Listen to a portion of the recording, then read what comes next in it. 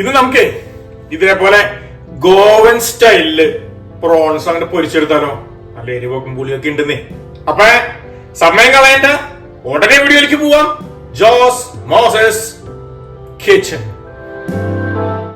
നമുക്കിന്ന് ഗോവൻ സ്റ്റൈലില് ഒരു എരിവുള്ള കൊഞ്ചങ്ങട് വറുത്തെടുത്താലോ. 15 കൊഞ്ചാണ് കേട്ടാ നമ്മളിവിടെ തയ്യാറാക്കണേ. അപ്പം നമ്മുടെ കൊഞ്ച് അതിൻ്റെ വെയിനൊക്കെ എടുത്ത് കളഞ്ഞ് ക്ലീനൊക്കെ ചെയ്ത് കട്ട് ചെയ്തു ഫുള്ളായിട്ടിട്ട തല മുതൽ അവിടെ കട്ട് ചെയ്തിട്ട് അതിലേക്ക് 2 ടേബിൾ സ്പൂൺ വിനാഗിരി, 1 ടീസ്പൂൺ ഉപ്പ്, മഞ്ഞൾപ്പൊടി 1 ടീസ്പൂൺ,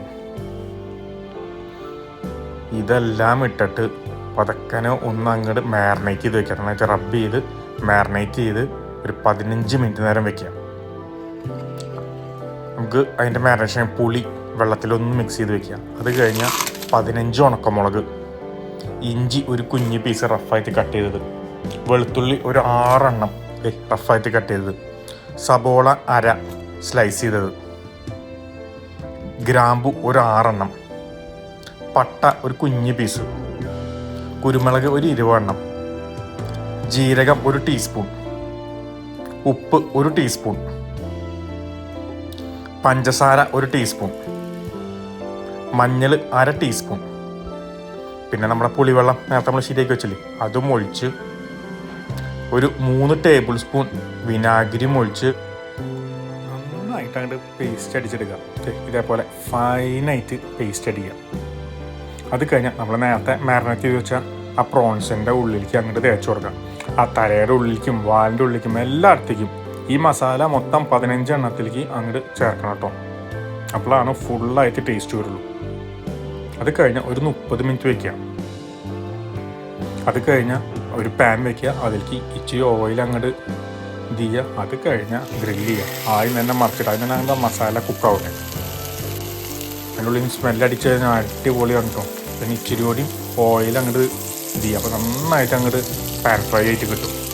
അധികം ചൂട് വേണ്ട കേട്ടോ. ഒരു ആവറേജ് മീഡിയത്തും ഹോട്ടലായിരിക്കണം ചെയ്യാനായിട്ട്.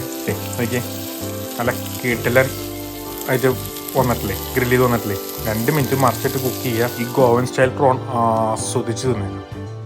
നമ്മൾ ഉണ്ടാക്കിയ പ്രോൺസ് റെഡി ആയിട്ടുണ്ട്. ഇനി നമ്മുടെ മെയിൻ ഐറ്റം പിന്നെ വേറെ ഒന്നുമല്ല, അതന്നെ തിന്നാ മതി. ഇനി ഓക്കെ,